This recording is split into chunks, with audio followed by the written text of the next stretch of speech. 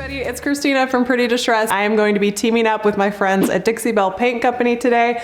They have sent me a mystery box. I have no idea what's inside of it. We're gonna open it up and I have to use these products on my piece. If you wanna learn all the details and see me make over this piece, just keep watching. This is the piece I'm going to be working on today. I got this from my local Goodwill for $50 last year.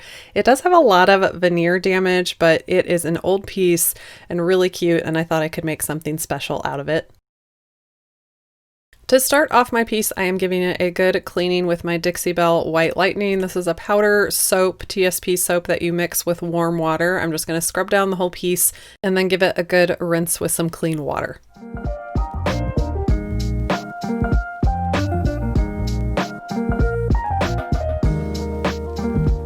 Very scared.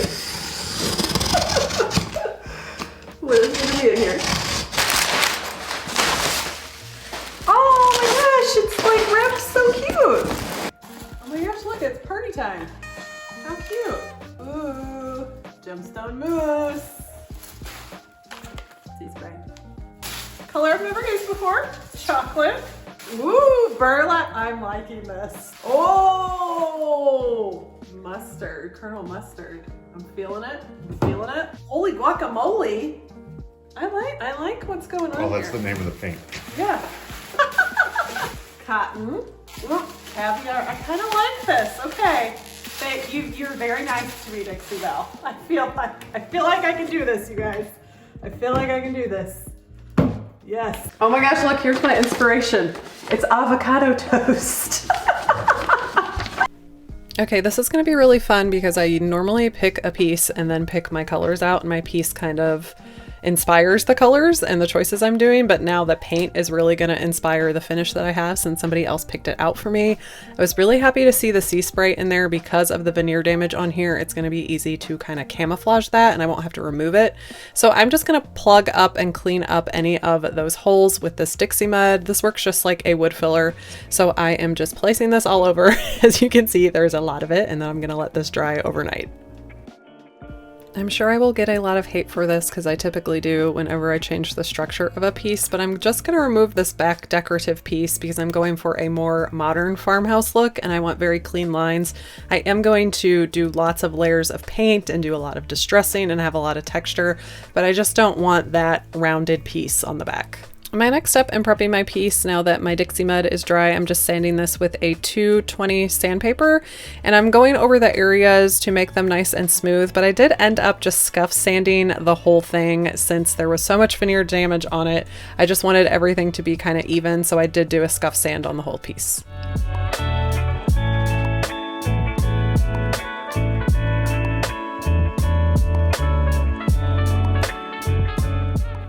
I also decided to strip the two top portions here because I want to do a natural wood look. So I have a coarse sandpaper here and I'm stripping off the existing finish.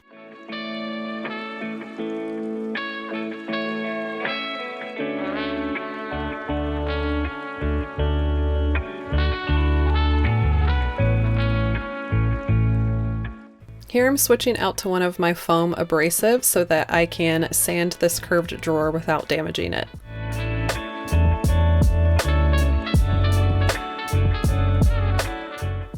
So now I'm going to do a faux stain on these two top pieces. I'm going to tape them off to protect the areas that I don't want to get the stain on.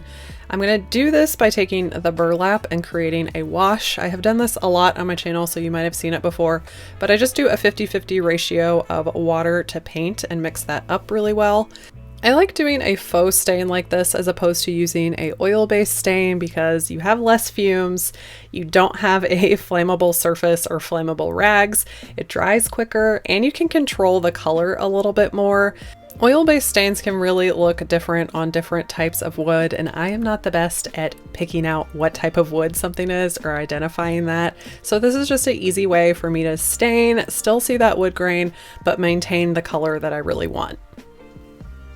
I always like to apply this with a Dixie Belle premium chip brush because it has natural bristles and it gives you more of a wood grain type effect. Once I get my section all painted on, I just take a lint-free absorbent cloth and wipe back any of that excess paint.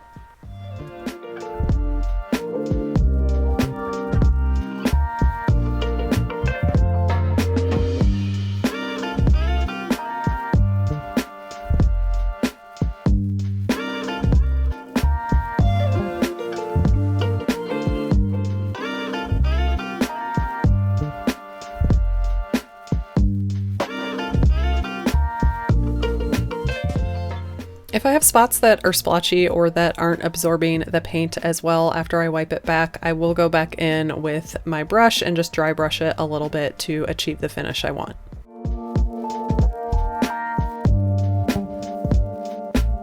I loved how much this stain turned out that I decided I wanted to do the decorative feet too, so I just grabbed my sander again with another one of my foam abrasives that can really get in the nooks and cranny of this foot, and I scuffed off as much of the existing finish as I could, and then I did the paint wash technique on here as well.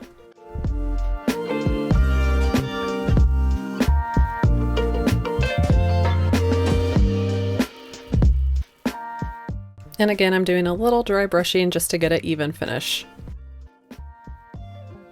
Okay, now it's time for my base color. I am going to take chocolate and just put the tiniest smidge of caviar in it just to take a little bit of that warmth out. I'm switching to my synthetic angled mini to get all this paint on. I'm going to paint this on in every direction. I'm going for a textured finish because I am going to layer up 3 different colors of paint.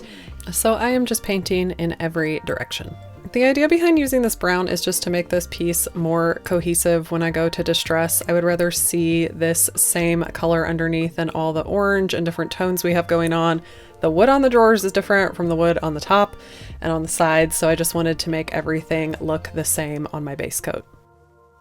I also taped off those pieces that I already have stained so they don't get any paint on them. I wanted to tone the holy guacamole down a little bit too, so I found this great recipe where I can mix it with burlap from my friend Yari at Lily Moon Vintage.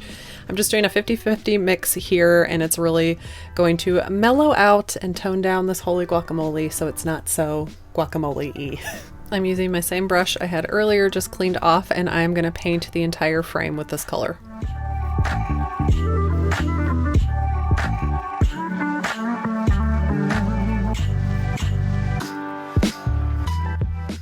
The sides are oak and had a very strong grain in them, so this is the only part of the piece that I did do up and down vertical strokes on. Okay, so I'm going to mix up more of this color and this time add some sea spray to it. I mixed about 4 ounces of paint, so I'm just adding 1 scoop of this sea spray. It makes your paint really thick. It will be like a brownie batter-like consistency, and I'm going to use this chip brush again to apply this because it has natural bristles and it's going to really help me build up that texture. So with this layer, again, I'm applying in every direction, and then I'm going back in and really stippling up my paint.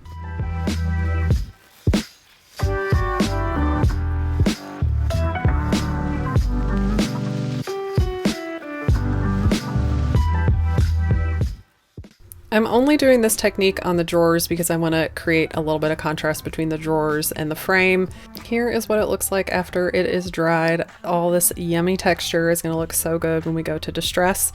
But now I'm going to add my last coat of paint. I'm back to that synthetic brush, and this is cotton, and I'm just going to coat my entire piece with cotton, again going in every direction as I paint.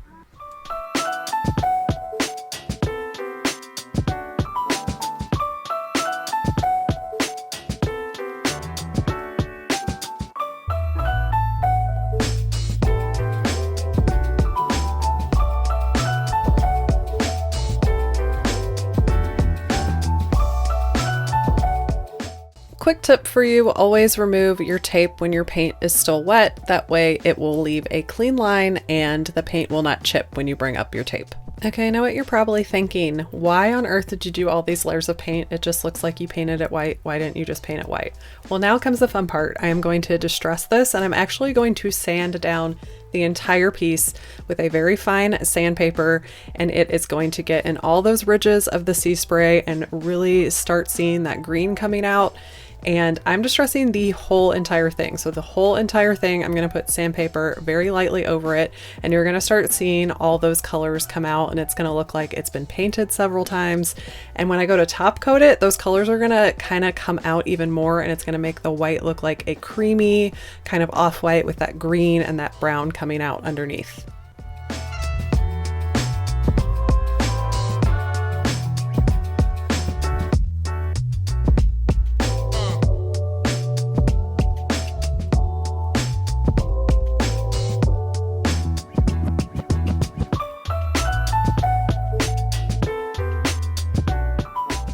On the sides, since they're really flat, I'm going to just switch to a regular sandpaper. Again, this is a very fine sandpaper. This is a 320, and I'm just using that on the entire side to get some of that green and brown to come through. I also hit up the edge of my drawers and any corner kind of just to distress it a little bit further. Another tip, if you take your distressing too far, don't worry about it. I feathered in back some white paint down here because I didn't like the way the brown looked against the natural foot down here. Once I'm done, I'm just wiping back all my dust before I top coat. If you've been around here before, you will not be shocked that I'm going to be using clear coat and flat, my favorite Dixie Belle top coat.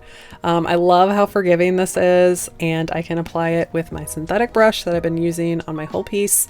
This is going to work well on my faux stain finish as well, and it's going to be nice and flat when it dries and not compromise the color of the faux stain I created. This goes on milky white, it dries down flat and clear without any yellowing, and the brush strokes really level out as it dries too.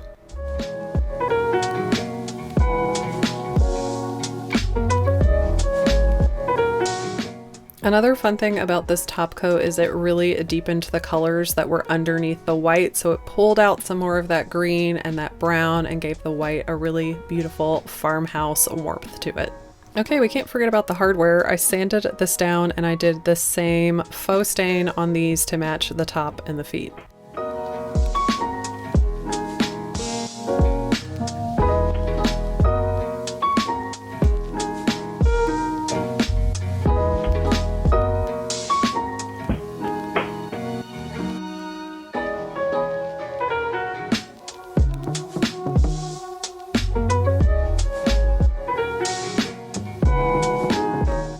Okay, now it's time to incorporate just a little bit of bling. I'm going to take my gemstone mousse in amber. This is water-based and really easy to clean up and work with. I'm going to just take a little artist brush and I'm going to outline the metal portion of these keyholes and bring those back to life. I love this close-up shot because you get a really good view at the texture that I created on the drawers.